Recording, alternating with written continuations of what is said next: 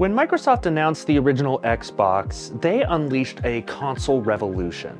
This is not to disqualify the achievements of the GameCube, PS2, and Dreamcast. This trio accompanied the original Xbox during the 6th generation of consoles, and all of these contenders had a certain je ne sais quoi that made them each all the more special. Microsoft, for their part, built a branding for the generation that bubbled with energy and drew me into becoming a lifelong gamer. So what makes me feel so drawn to the Xbox? Let's take a look in this week's episode.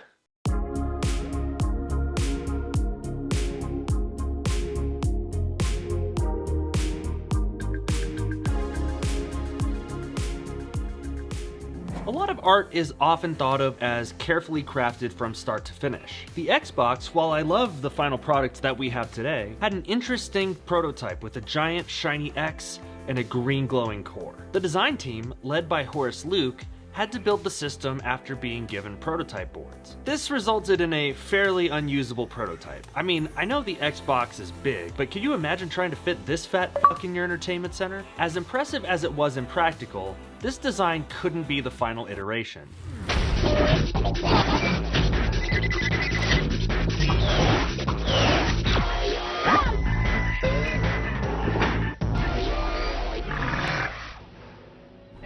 The whole console project was spearheaded by Kevin Backus, Seamus Blackley, Otto Burks, and Ted Haas. They wanted to make a gaming system that took advantage of their gaming tech, DirectX. To reduce the life work of several people into a single sentence, DirectX is a collection of application programming interfaces that allows game developers to access features within Windows.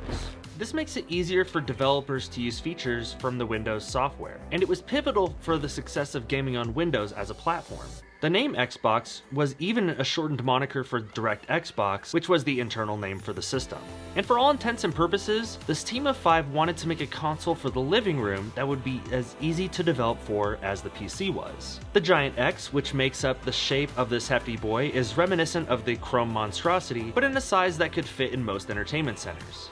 This bad boy weighs in at about 3.86 kilograms, or 8.5 pounds if you're nasty. But this would be so much easier to move down to the common area of your dorm or to your neighbor's basement than a PC would have at the time. With a hard drive and an Ethernet cable built in, you could easily have a LAN party of your very own. And eventually, we got Xbox Live through that Ethernet port. And in a time before subscribing to Game Pass, you picked up one of these bad boys, the Xbox Live Starter Kit. This specific model came with Crimson Skies, which was an incredibly popular Xbox Live title at the time. You also usually got a headset, which allowed you, yes you, to get screamed at by a 12-year-old for a minor infraction of social norms. I remember having a blast with this headset. The foam is falling off the model I got from eBay, but for a headset from its time, it's actually holding together pretty well. Inside, you got an instruction pamphlet as well as a card with a code that you would put in on your Xbox. And bingus bongus bablamo, you were online. As much as I love the original Xbox, it can be hard to play some of these games on a modern TV. I plan to mod this model, and I actually will be putting in an HDMI port, but I was looking for a way that I could recreate that original feeling on my Series X. And I think I did a pretty good job. Check out the Xbox 20th Anniversary Edition controller and headset.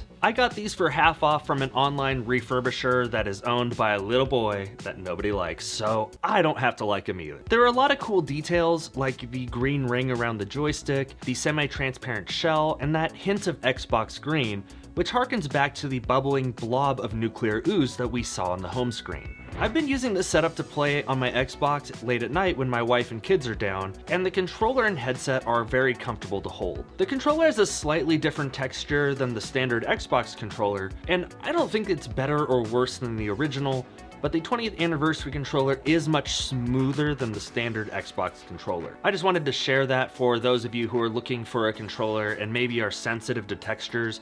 This one might be a little bit better for you. The headset is adorned in a similar translucent smoke black and Xbox green, and rests on top of your ears. This can get uncomfortable for me, but the pads were very soft, and I think it offset the pressure that the pads would normally put on. I mean, The Rock doesn't impress easily, Bill, you know that, but I'm pretty damn impressed with what we're seeing here today. And considering that this Xbox at this moment is only running on 1/5 of the system's power, it's very impressive. Bill, do you have any idea what The Rock would be like if he were only running on 1/5 of his power? Well, I would think that... It doesn't matter what you think, Bill. I'm sorry, Bill. It's just a force of habit. Rock, apologize. This era of games kicked off my love for the medium and solidified myself as a lifelong gamer. I loved the stories that I found and the camaraderie to be had when playing online with my squad, and this tradition is carried on to this day. You can easily use apps like Discord for voice chat, and there are also party finding features on the Xbox, which are excellent for being able to pick up players that are serious about the game, but also are generally pretty cool. This is complemented by being able to play so many original Xbox games and Xbox 360 titles so cheaply and easily. I can pretty much play any game from my Xbox gaming history.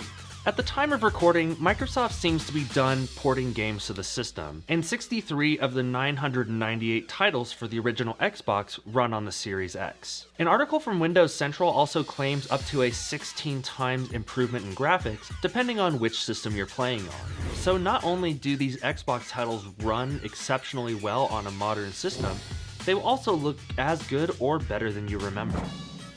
Oh, no!